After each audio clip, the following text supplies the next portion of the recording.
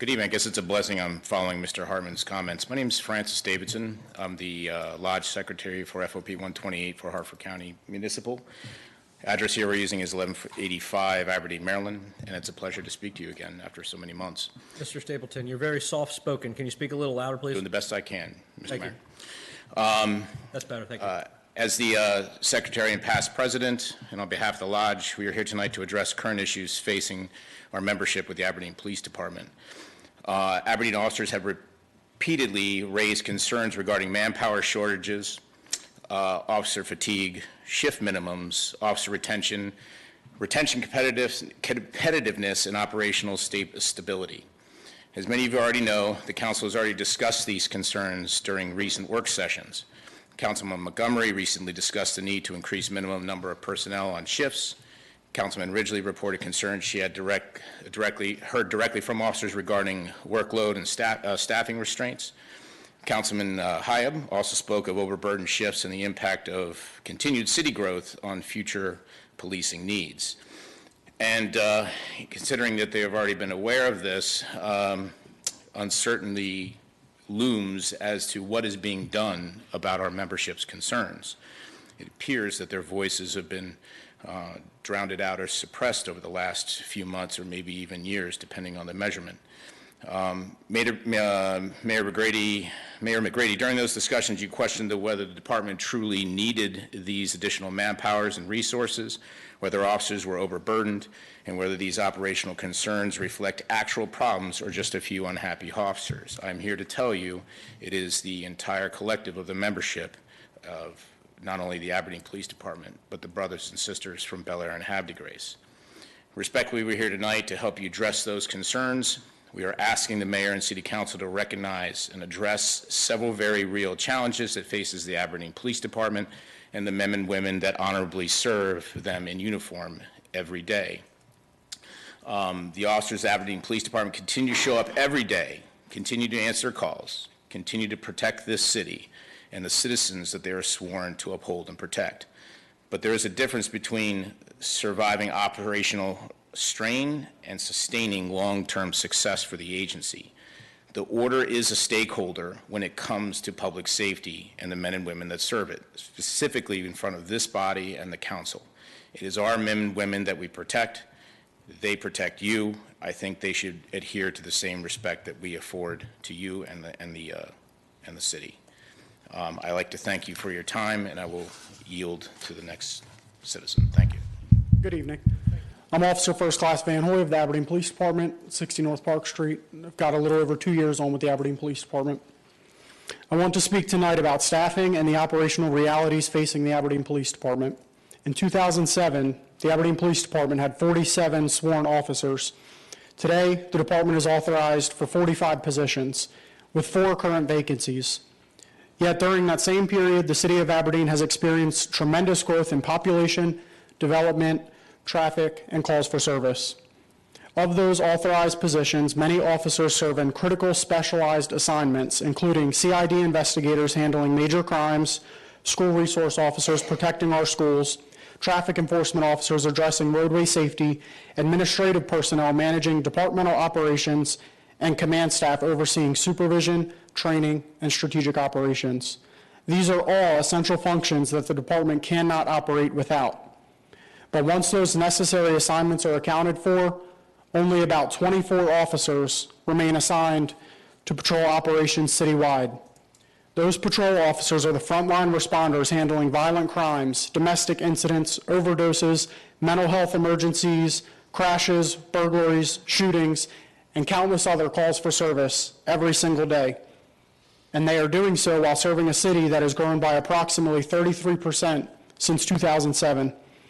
During that same time, Aberdeen has seen major residential and commercial development, increased traffic flow, and the opening of the University of Maryland Upper Chesapeake Medical Center, which alone generated more than 400 calls for service in 2025.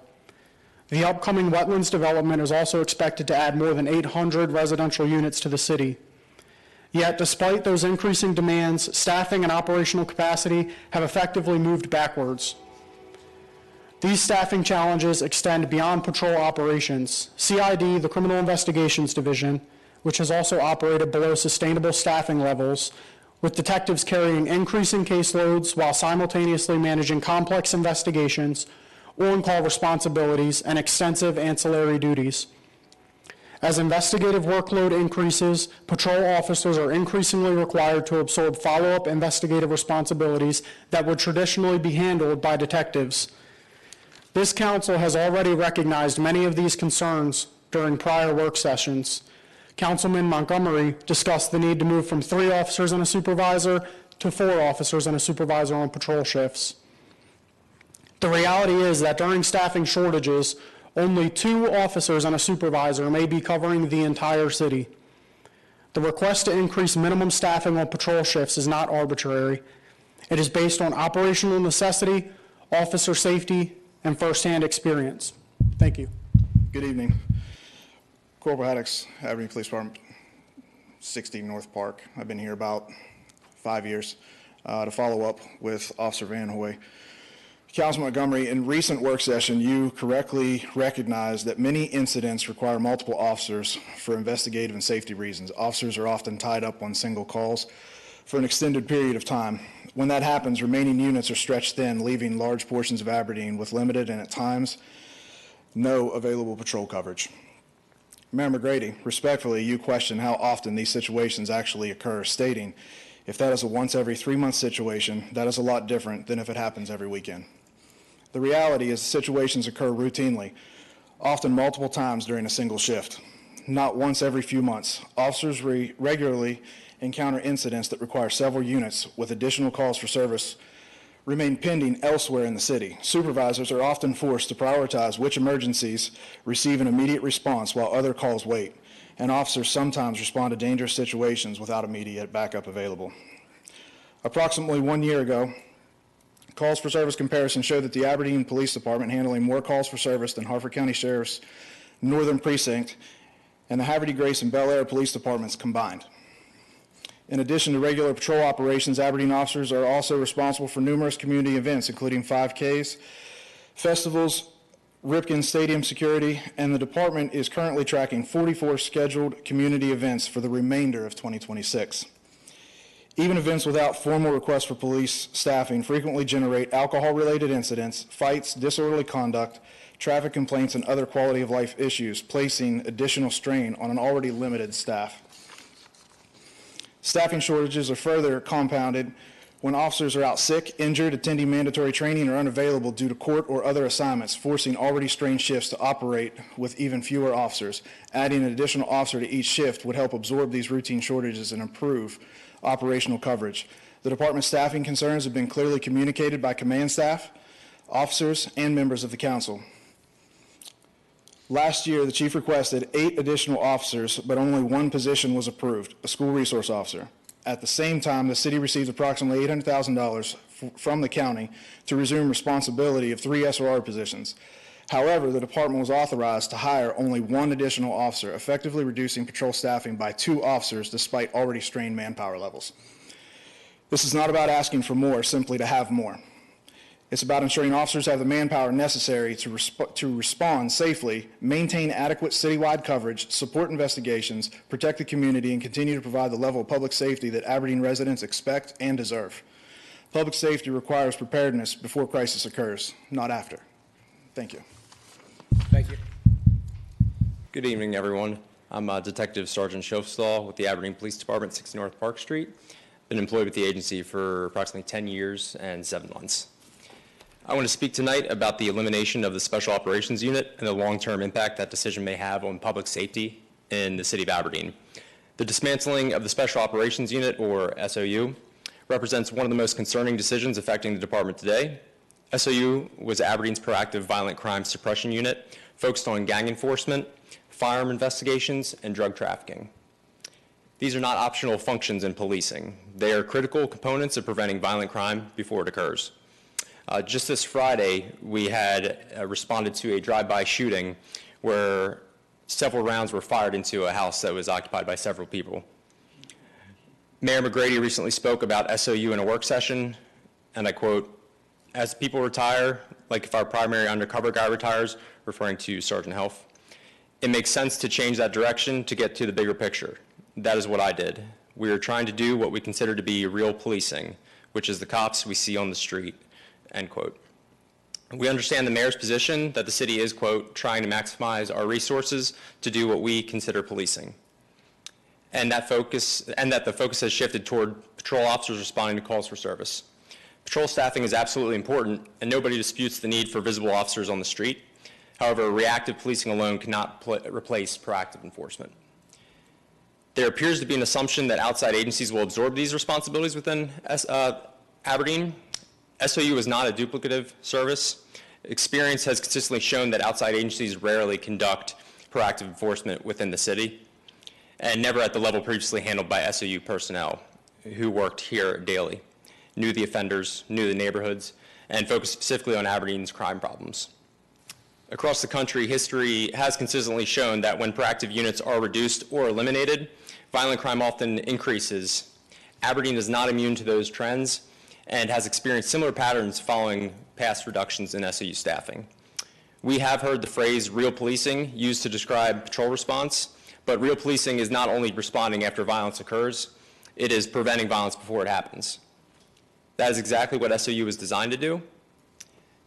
As Aberdeen continues to grow, weakening proactive policing capabilities creates significant long-term risks. Criminal organizations, firearm offenders, and narcotics traffickers do not disappear simply because enforcement units are reduced.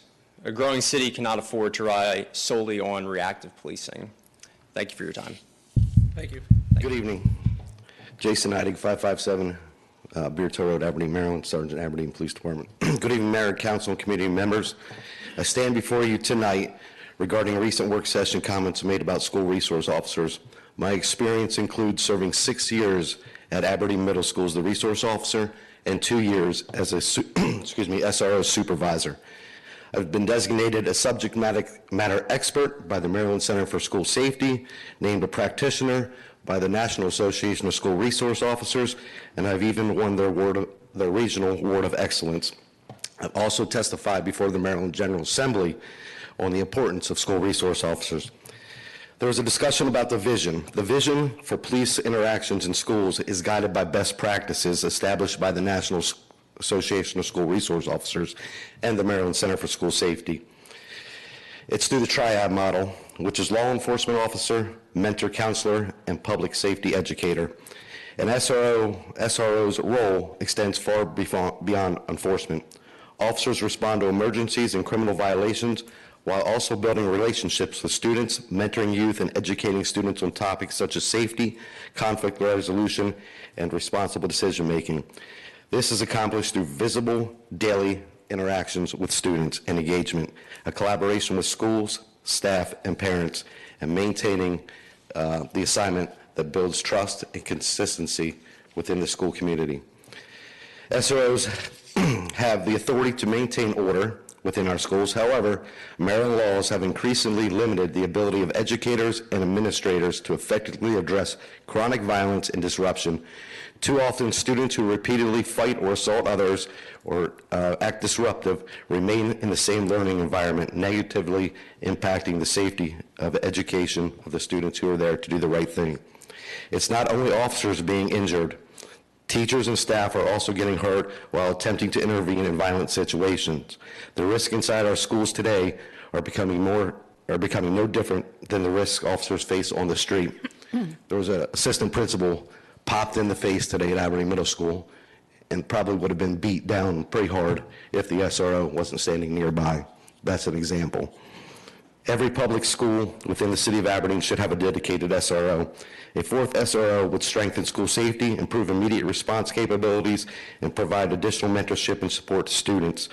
It would also provide operational supporting to the existing SRO unit through training, coverage during leave, investigations, and continuative services. School resource officers are far more than emergency responders. They are critical investment in school safety, mentorship, prevention, and community trust. Through daily interaction with students and staff, families, SROs are often first to identify emerging gang activities, conflict, weapons, concerns, drug activities, mental health issues, and other community problems before they escalate. if I could just close with, the value of an SRO is not measured by an arrest and should not ever be measured by arrest. But it's the problems prevented, relationships built, students mentored, and tragedies avoided. Strong schools require strong partnerships, and school resource officers remain an essential part. Thank you. Thank you. Good evening. My name is Shannon Pursoon. I'm the treasurer of FOP Lodge 128. I'm also a lieutenant with the department. I've been with the agency for almost 19 years. I would like to speak tonight about LEOPS, the Law Enforcement Officer Pension System, and why this issue is important to the future stability of the Aberdeen Police Department. LEOPS is Maryland's state retirement system designed specifically for law enforcement officers. It provides stronger long-term retirement protections and pension benefits than what our current plan offers. LEOPS offers a DROP program, a deferred retirement option program, which allows retirement-eligible officers to continue working for several additional years while accumulating retirement benefits. Together, these programs are widely recognized as important tools for recruitment of qualified officers and retaining experienced personnel. For nearly 20 years, Aberdeen officers have asked the city to seriously evaluate participation in LEOPS. This is not a new conversation. It is one of the longest-standing recruitment and retention concerns within the department. The reality is simple. Law enforcement agencies across Maryland are competing for the same shrinking pool of candidates. Departments that fail to remain competitive lose officers, and when experienced officers leave, the strain falls directly on those who remain. In Aberdeen, that reality has impacted staffing, workload, and retention for years. The Aberdeen Police Department currently operates under a retirement system that lacks the many benefits commonly offered by surrounding agencies, including a DROP program, cost of living adjustments in their pensions, military service credit opportunities. Meanwhile, neighboring agencies continue adopting stronger retirement systems specifically to improve recruitment and retention of officers. Aberdeen Police Department has already experienced significant turnover over the last several years, losing many officers with 5 to 10 years of experience to other agencies, creating a much younger department operationally. The department also lost 2 retiring officers who likely would have remained longer had LEOPS or a DROP program been available. One of them planned to attend this evening, but got held up at his new position at his new job. Retaining experienced officers is vital as it strengthens investigations, decision-making, training, and overall public safety. LEOPS is a workforce stabilization strategy. It helps recruit qualified lateral candidates, attracts military veterans, preserves institutional knowledge, and reduces long-term turnover costs. The actuarial study that was completed in 2025 identified approximately $6.77 million in transferable retirement assets from the current retirement plan that will cover the cost of the initial buy-in and generate a projected annual credit of around $327,000 for the next 25 years. Mayor McGrady, you yourself previously acknowledged during council discussions that the benefits of LEOPS are tremendous. This is likely the least expensive time for the city to implement LEOPS, as the department is currently younger and less pension heavy than it will be in the future. Delaying these discussions only makes future implementation more difficult and more expensive. Finally, it's important to recognize these discussions are taking place while the city reportedly maintains a $24 million in the general fund. Public safety is one of the core responsibilities of local government, and investing in officer retention, staffing stability, and long-term operational readiness is an investment in the community itself. Thank you. Police Department. Mayor McGrady raised concerns that council members may have been given misinformation by one person in the police department who may be, quote unquote, unhappy with their current lot. Tonight you can see for the presence of numerous Aberdeen officers, these issues affect more than a few. There are additional officers who support these statements as well, but they were unable to attend. We will be presenting a petition stating that officers support the statements made by FOP 128 tonight. It is signed by 36 of the department's 38 merited officers. The remaining 2 officers are currently on leave. A copy will be provided to each of you. Every year, the police department advocates for additional staffing, improved benefits, and the resources needed to meet the community's growing demands. Yet, too often, the response has been, maybe next year. Council President Hiob, Councilwoman Ridgley both pointed out in recent meetings that manpower issues were discussed last year and in previous years. The city continues investing in development and future growth. Public safety deserves the same long-term investment. People are far more likely to live in, invest in, and visit communities where they feel safe and confident in public safety. Citizens want to know that adequate police force will be covered, or police coverage will be there whenever they call for help. Council President correctly stated there is a difference between broken and running exceptionally well. The department is functioning, but functioning and operating at the level this community deserves are two very different things. And I can personally attest to the impact that the support and appreciation of our elected officials has on our law enforcement. It matters. That support directly affects morale, retention, and recruitment in ways that are felt every day. The officers standing here tonight are not asking to fight with the mayor and the city council. We're asking to help fix these problems together. Our officers are tired, stretched thin, and carry an increasing workload with limited manpower, and yet they continue to show up every day to support this community. Come ride with them. Come to the meetings. Invite them to yours so you can better understand the job and what it requires and what our department truly needs. Tonight, we're asking you to authorize the hiring of additional officers to increase the minimum manpower on patrol shifts, support the reinstatement of the Special Operations Unit, and work towards adding a 4th school resource officer. We're also asking for you to support the adoption of LEOPS, which will provide this department with a much-needed tool to recruit and retain qualified officers for Aberdeen's future. Additionally, there are equipment and technology needs, such as new cars for the fleet and body-worn camera translation program that remain important, but we weren't able to fully address them tonight due to the interest of time. We also recognize the importance of this year's COLAs in helping us remain competitive and continue retaining the dedicated officers currently serving our community. We encourage members of the public who support the police department and the officers serving this community to speak up and make their voices heard. We thank you for your time and consideration in these matters. Sandy Easton, 699 Custis. I was actually watching from home and saw all of our officers here, so I needed to come down. So drove myself right down. So I have nothing prepared because I wasn't going to. Y'all got my email already this morning, though, regarding the SRO. Sergeant, I think, Knighting, spoke on it. He's a subject matter expert, so if you don't want to listen to him, I mean, do what you will. But he knows what he's talking about. We need more SROs. We need at least a 4th. If you want me to dream big, I want 7, but here we go. You have $24 million, may I remind you. Also, they're real tired. Like, for officers to come out and talk to you with their boss literally sitting right there, whether he knows it or not, it doesn't really matter. That's bravery, because they're bringing a problem to you in front of their boss. I don't know how many people would really want to do that. It doesn't seem very comfortable. But they're tired enough that they're going to come and talk to you. So you need to listen. You need to hear them, and you need to provide them with what they're asking for. They're not asking for anything that is extravagant or beyond what we can do. There was a time that Aberdeen didn't have money and couldn't afford officers. That's true. I was here then. That is not our situation. It is not unfathomable for you to say, you know what, we stand with you. We want you to be safe, we want you to be cared for, and we want to make this a priority. Of all people that can talk about officer safety, I feel as though I'm pretty good at that. If you don't know, you do. All of you know why I'm good at talking about officer safety. There is 0 reason 3 people should be on a shift in Aberdeen.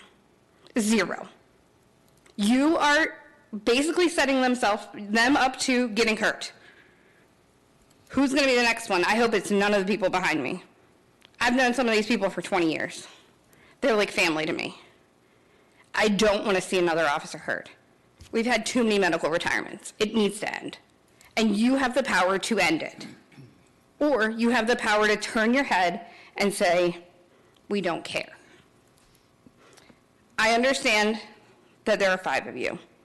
I understand 4 of you are probably on board with this. You can vote no to a budget. You're able to do that, I believe. So that's your choice. Your choice is to stand with them or to tell them we don't care. Totally up to you. But they're honorable. Chief Sherrybert runs a decent agency, a very good agency, if you ask me. I don't really have the ins and outs anymore. What I see, I'm very pleased, and I live here. I see them out, I see them productive, I see them doing their job. You need to stand with them.